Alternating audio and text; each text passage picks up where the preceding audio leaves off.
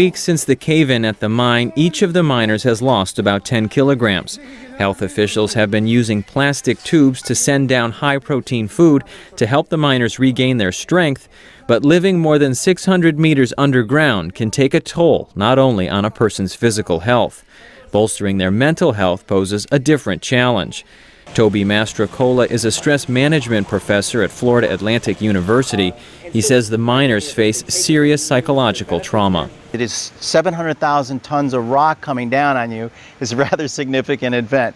And it's a major life-changing event. So those things will be monitored by crisis intervention individuals, the health profession people, to see how that adjustment and acclimation occurs. Experts say the emotional strain on the miners is similar to that faced by astronauts in space. NASA astronauts can spend months in orbit, confined in a small space and isolated with a handful of crew members. In August, a team of NASA doctors traveled to Chile to help with the miners. NASA's Dr. James Michael Duncan spoke with the men trapped underground.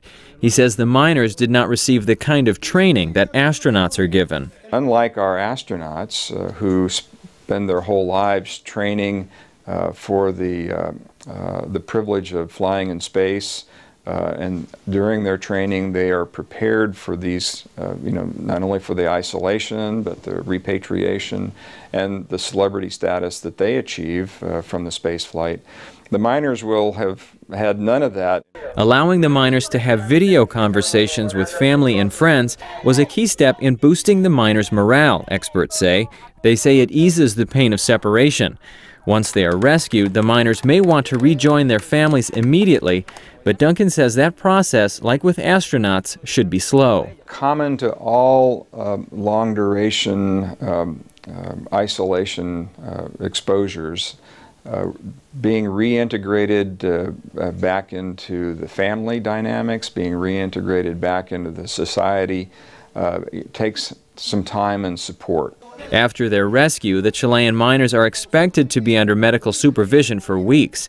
Toby Mastrocola says it's also important to remember what the families have gone through. I think the biggest thing is remembering that the family members will be going through an awful lot as well too, and they will reach exhaustion. They will be zapped. Certainly relief will set in, but in essence there's a form of a grief process going on. Mastrocola says the miners may have flashbacks and problems sleeping in the weeks after their rescue.